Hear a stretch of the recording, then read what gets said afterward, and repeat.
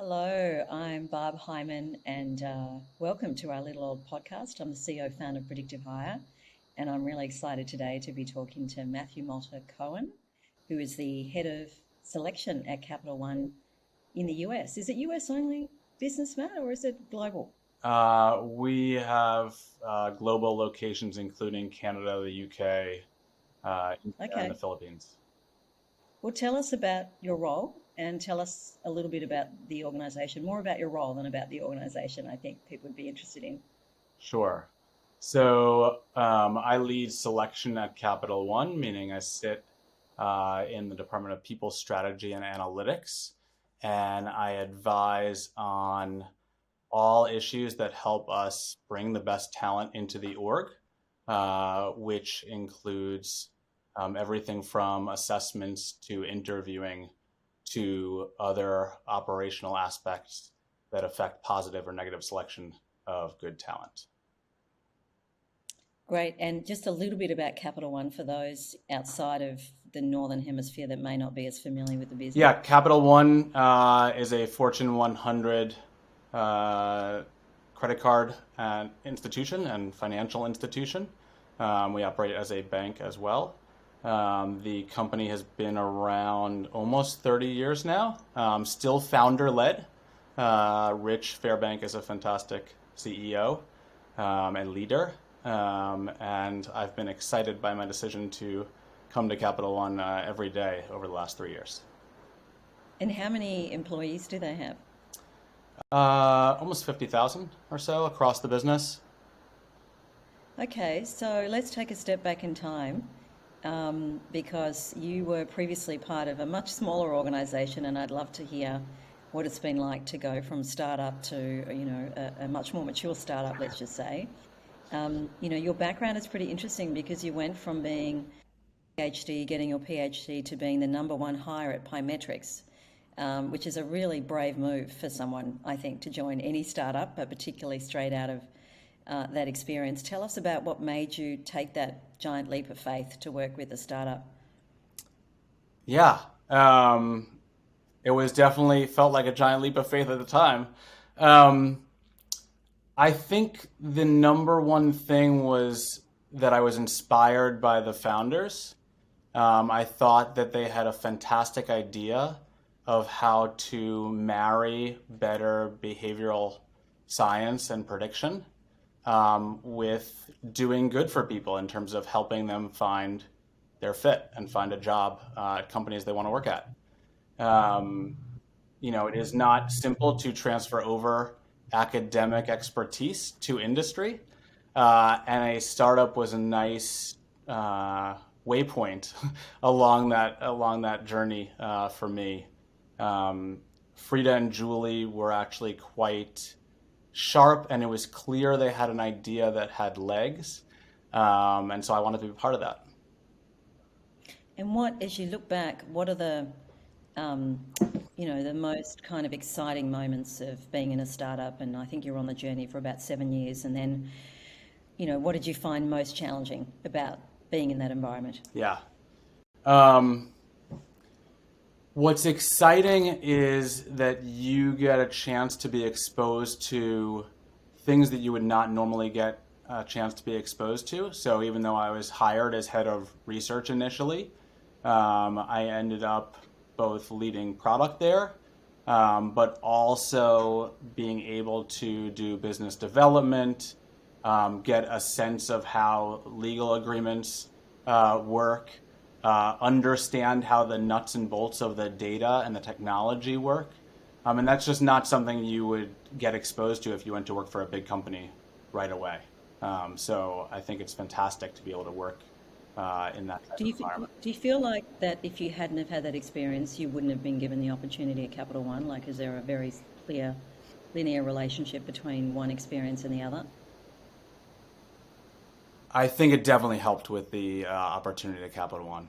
I think it's hard. It's pretty hard to do the counterfactual there, um, but the exposure to how technology can work at scale, how data science can work in the real world, the exposure to the industry that you get when working at a vendor and understanding clear client pain points. All of that translated extremely well to helping with selection at Capital One. So then what were the bits that you don't miss as much, the really challenging moments and experiences? I, it's interesting. I think you have to love it, and the hours are long, and it's really blood, sweat, and tears that makes it work. And I probably worked harder at Pymetrics than I did in my PhD, actually, in terms of both hours and intensity. Um, and I think that that sense of being on call all the time was good for that place and time for me. But I don't know that I can continue to do that today. I have two young boys, a wonderful wife, and while I love to work hard and be passionate about what I do, that's a whole different level. Yeah, Yeah. yeah, I know, I can I'm sure you know that. So, like, wow, the world has changed so much in that time when you first joined Pymetrics. So we're really, like, I view one of the forerunners of bringing AI into the hiring space, and I mean, it's still nascent, I think, in Australia. But tell us what you have seen change over that period. And I'll say that when I was in the Crow role, I don't think I ever received one EDM with the term AI in it. It just, at least in Australia, it didn't exist as an opportunity or a technology to think about. And now I think people are drowning in technologies that claim to have AI. So, tell us a little bit about how you see that maturity in the market, particularly from a US perspective. Yeah. I think you make a good point. I think that Pymetrics was definitely right at the forefront when AI started to come into vogue for use in a whole host of products, not just in the assessment or people world, but other industries as well. Um, the major changes over the last decade have been that at the beginning, people sort of laughed at the idea that you could utilize different methods within this space. They didn't really even know what to think of it, at least outside of like Silicon Valley. They didn't know what to think of it. Um, there weren't any people analytics conferences at that time of any note, really, in like 2013 or so. The Wharton Pack started in 2014, and Adam Grant and Kate Massey have done a great job building that. Um, the metrics that are produced when utilizing uh, AI are slightly different than the traditional metrics that are used by organizational psychologists when performing selection activities. And so the customers didn't understand how to evaluate the products when speaking with them, and we had to figure out new ways to explain things. Um, and I think there was a lot of fear in the market, explicitly because it was something new and people didn't feel like they had the ability to evaluate it. And so then you react by rejecting it. I think over time it has been clear that there's benefits and that the ceiling is higher when utilizing new methodologies or potentially new data, as long as you still adhere with the same ethical standards and the same guardrails that were being utilized before. No one said to throw out the regulation or um, the bounds of the arena that you play in. But new data and new compute definitely help with improved predictions and also help with scaling and automating some of these processes, which actually help both the employer and the candidate. Takes care of pain points. Well, fear definitely still exists in large pockets. Yep. I think if you look back at the history of technology change, like really all disruption comes with fear. And that's really what this technology is doing in the space of people where we've trusted ourselves for so long to make the right decisions and to think about doing it differently, particularly having a machine, if you like, as a partner or co-pilot, and that is just really confronting. But I'm reminded of a story that when the car first came out, apparently people would stand on corners to shoot the rifle in the air to let people know, warn them that a car was coming and make sure they didn't cross the road so they didn't get run over, which seems laughable right now. And so, that challenge of letting people lean into the fear and ask questions and educate is tough. Like, what advice would you give to the IOs in the community of IOs? Because like, they're critical in this decision-making process around using an AI assessment. Like, how do they get at the seat at the right table? What table should they be at? What advice do you have for that community, Matt? Sure. Um, I think there's a two-part question there. So one, there's advice on how to interact with or evaluate new tools and new methodologies. And then the other is just more how you interact with the business and how you have a seat at the table. The number one thing I would say is actually don't be afraid. Understand where your limitations are and try and educate yourself to the best of your ability, or bring in partners. Not every single person can know everything. I work with a matrix set of individuals at Capital One to bring a lot of our efforts to life. And I would expect that other people should too. And so it's not just, everything doesn't just rest on you to evaluate what is being brought to you and the information in front of you. The other thing I would say is that realistically, the concepts are still the same. Like, you still need to have good measurement. You still need to use data that is relevant to a person's ability to do the job. You still need things to be face valid and also have construct validity and predictive validity. So they, again, predict outcomes specifically. But these are simply new mathematical techniques that help with improving prediction, and also new technologies that help collect the data and potentially new types of data, but that are still obviously very relevant for performance on the job. Hey, can I just Yeah. ask you, when you talked about you leverage other talent in the business, like a matrix approach, Yes. what does that expertise look like? Like, if you were leading change in an organization like yours, a big listed company, and you can't do it alone, you need to have a team of people that help you navigate that. Like, what expertise should you try and get around the table? You need all partners in the room when evaluating certain technology, or technology partners, especially that are going to help with hiring.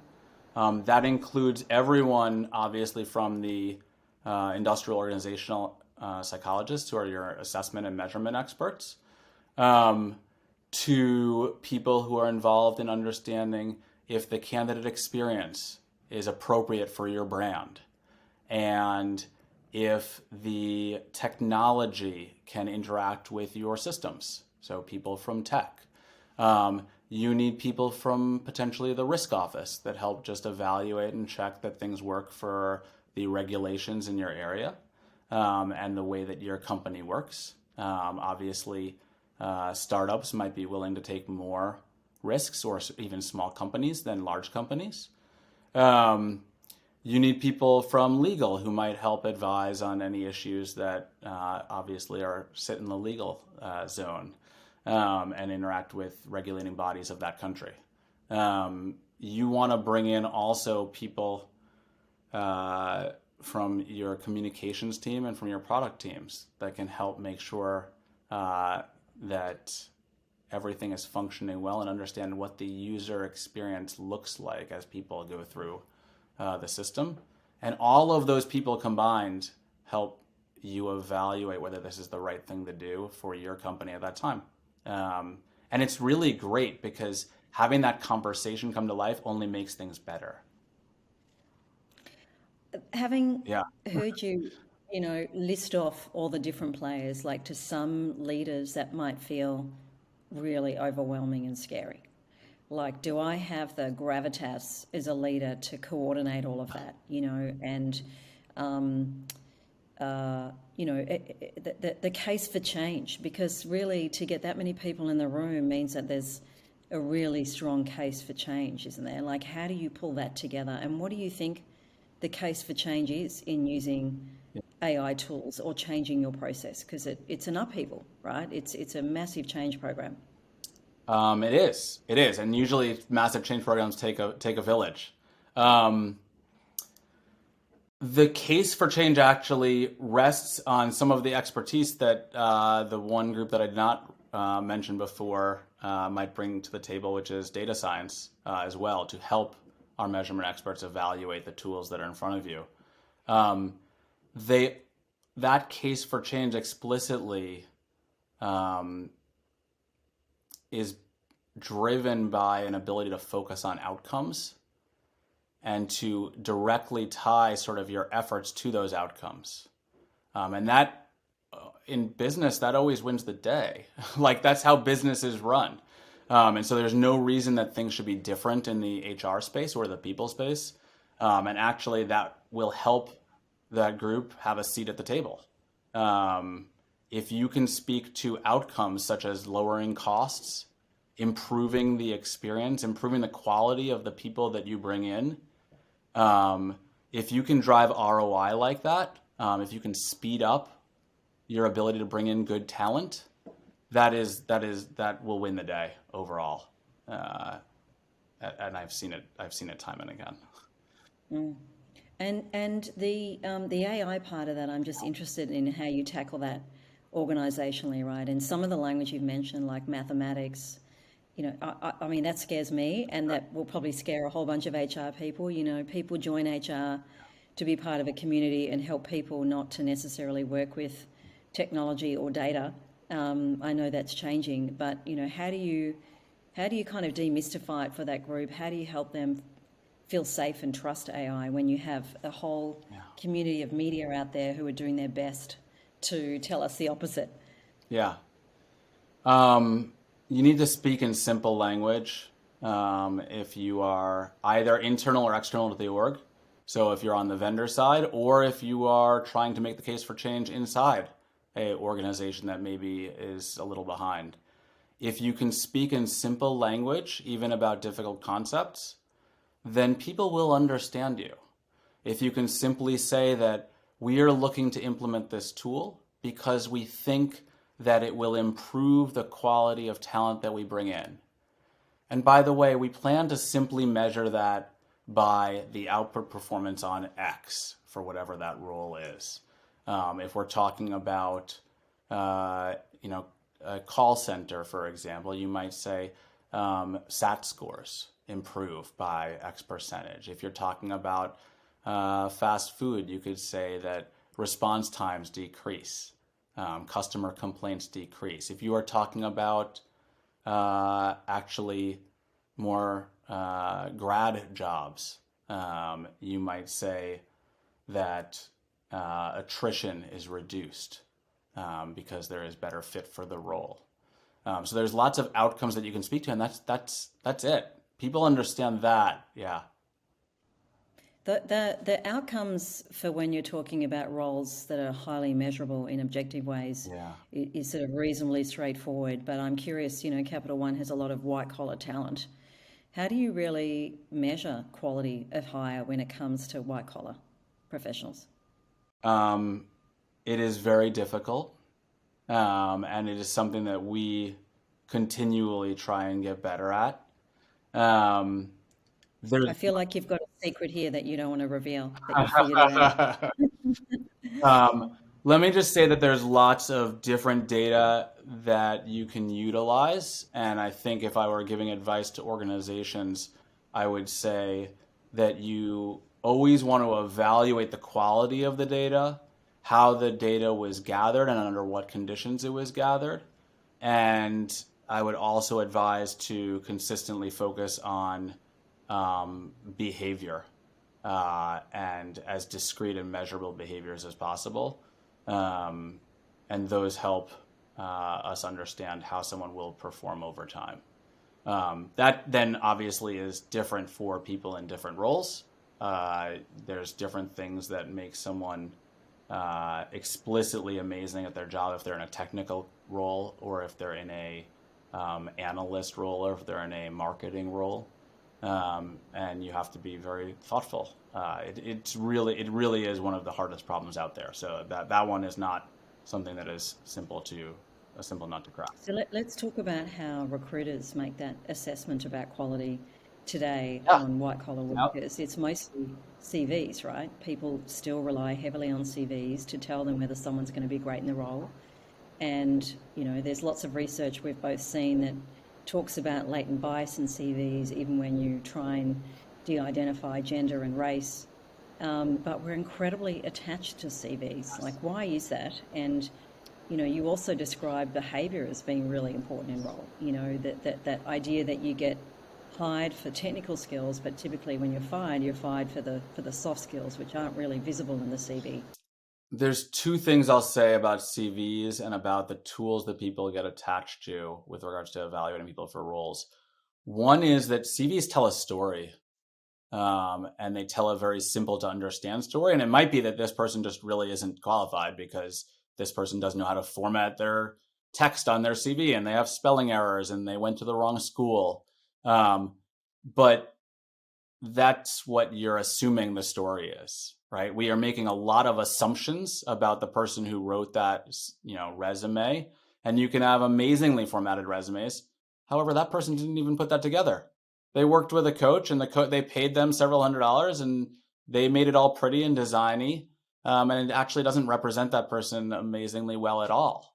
But it does tell a story, which is what people get attached to. And so the idea is, how can you tell a story with different data? And that will, and then if you attach that different story to different, with different data to outcomes and show that it is measurably an improvement over the CV, and you can test that head to head with simple experiments, I think that will win the day overall. There is another reason that people are attached to CVs. It's because they don't necessarily know what else to turn to. It is a tool that's been around for a long time. Everyone and their mother has written a CV themselves, and so they know what it is, right? And that makes it easy to understand. So they need something else that's easy to understand, to latch onto and to understand viscerally, and to tell a story with. So the other piece that we think tells the story is body language. Is how you're leaning in now, Matt. I'm making all sorts of judgments about you and whether you're really committed to this conversation or not, or how you shake my hand, or whether you turn up on time for an interview or not. And it's really fascinating with our technology because it's blind. The question we'll often get asked is, but what about body language? That's so important to telling someone's traits. What do you say to that?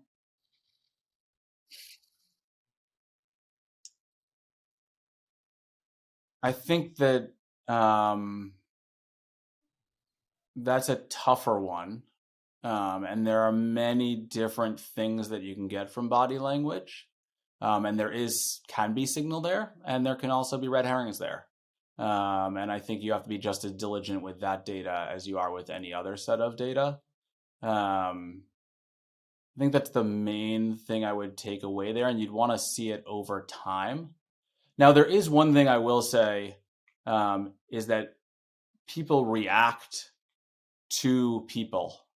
And so if you are hiring someone who is in a role where their body language might have a direct effect on their performance on the job, that's pretty important. The other thing we'll say about body language, though, is that there's probably individual biases that come in our judgments of other people based on who we are and what types of people we've been exposed to. Like, if we are actually someone who is more introverted, we might love it when people don't make eye contact with us, and it might make us feel very comfortable, and it might help us evaluate them quite favorably for the role, even though maybe someone who is not making eye contact and doesn't speak as much and is turned away from the person on their job, that might not help them do the job as well. And the opposite could also be true. So I think it still requires just a very thoughtful approach. And we have to be aware of everything that goes into Yeah. actually. So that it's like all the data that we think we're gathering, but really, how do we get true objective intelligence about That's someone? That's the kind of nirvana. And so that takes us to diversity. And, there's a lot of discussion in the US and elsewhere around, is AI actually the savior to fix diversity? If you put the right technology in place at the earliest stage, do you actually need targets, right? Does it overcome that need to drive diversity programs, which frankly haven't worked? Unconscious bias training doesn't work from a removing bias, because most biases are unconscious.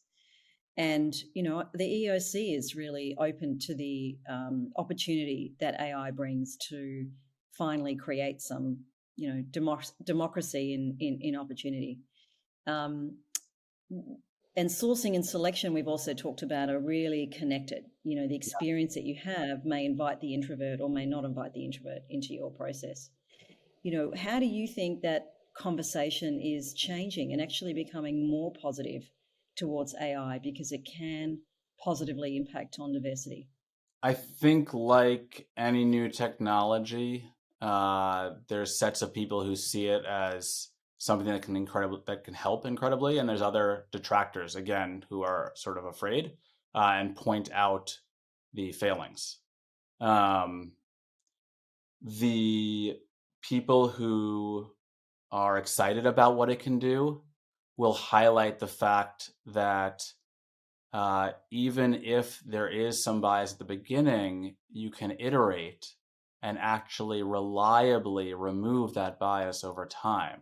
And that's a huge benefit, because as you said, diversity training doesn't work. Humans are continually biased. And we can get to a place where there are tools that won't be biased and will utilize only the data that is relevant to someone's performance on the job. And we can actually measure that, which is fantastic. And so we can provably show that that is true. When pilots first started flying planes, everyone flew by sight.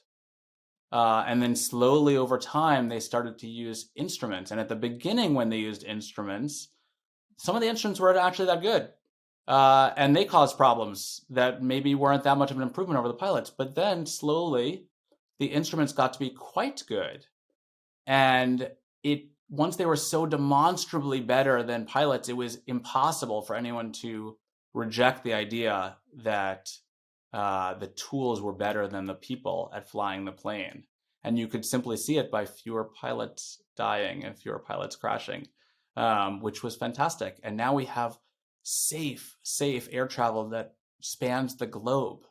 And it's amazing. It's like a modern one. Right.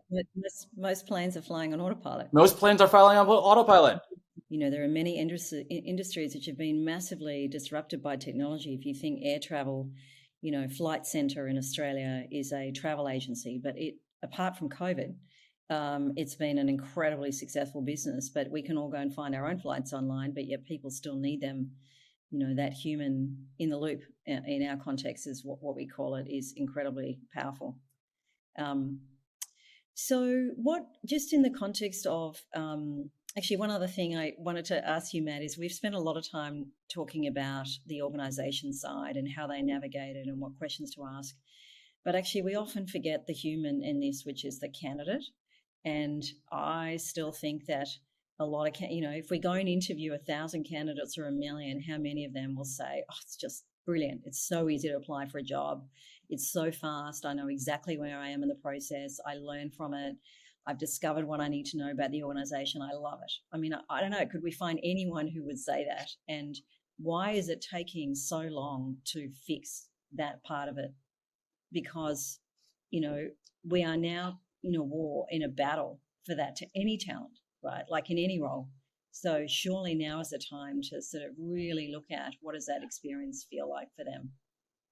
I think, again, this comes back to the fear of doing something slightly different. If I think about my experience as a candidate or in speaking with people who are applying for jobs, what people want to know is where they are in the process, and they want their expectations set as to whether their chances are improving or not, and how long it's going to take, and clear communication about what's going to happen. That's it. It's very simple. Communicate and set expectations. People are also afraid that if you give them feedback that is even close to real, that there's some danger that might occur by being honest with people. Um, Realistically, most people are actually pretty happy and know from the interaction during those interviews whether it's a good fit for themselves or not. Whether they'll admit it, they might be annoyed that maybe they're not qualified for this job, but it's better simply to just get that out there. Um, so I would encourage people to take that leap of faith, and at the very least, the leap of faith of being clear in your communication about the process and where people stand in the process.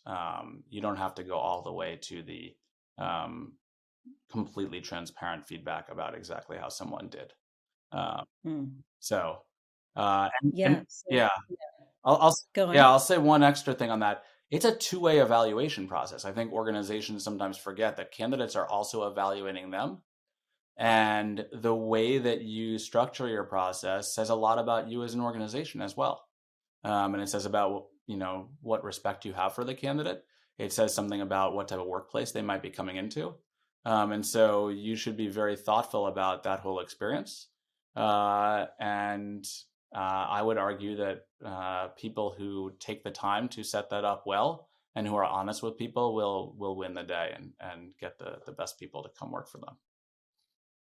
Well, I was chatting to Chad and Cheese yesterday, Yeah. and one of the things that they quoted me was that something like 92% of candidates are dropping out really early in the process because they're just sort of, jacked off and bored by the tedium of steps that they need to go through. So, it's kind of like now you don't have a choice. You actually have to find a way to do it that talks to them. So I think it's interesting. A lot of companies are spending a lot of money in recruitment marketing. You can't change your culture overnight, but if you actually went through your process and really looked at what would it take for this to be, 8-star, 9-star, let alone 2-star as a starting point. And interestingly, just on the fear, like when we first started in our product, we're one of the few products where we've taken the data because it's smart chat. It understands you from your responses, from your 5 pretext responses, and we give you back feedback because I've always felt that recruitment's so asymmetrical. And how do you help the individual learn from that and not ghost them, but make it a really, empowering, constructive experience, even if they don't get the job? When we first started, clients were terrified to do that. They were terrified that people would call up and say, I don't agree, that's wrong, that's not me. But actually, like 98% positive feedback and mostly just incredible flow through to the employer brand and just gratitude that you've helped them express who they are, because a lot of people don't know how to articulate their strengths. They've never had a coach, they've never had a manager like you who sat down and said, here's what you're really brilliant at. So that challenging that norm and saying, we can make a difference to them and to our brand, like that's a game changing commitment for organizations to make to do it differently on candidates. Hey Matt, we're kind of out of time, and I want to just take a few things that I've heard and ask you to add to that, as a kind of call to action for the community out there. One is to lean into fear, Yep. and see what you can learn from that. The other is keep it simple for everyone, whether it's internal or external. The third is the power of data and kind of really objective data, Yes. and challenging whether the data you're looking at is truly valid. What would you add to that? Ensure that you are continually learning and evaluating your process and iterating, because the things are always changing, and without those feedback signals, you will not improve. Continuous improvement. So thank you so much, Matt. And I should also share that Matt's been an advisor to Predictive Hire over the last 3 years and knows our product and our business well, and has just been a great friend. And I'm hoping that one day we'll actually get to meet in person. Yes, Hopefully maybe this in a year. couple months. We'll see. Yeah, that'd be great. Thanks, Matt. Yes, take care.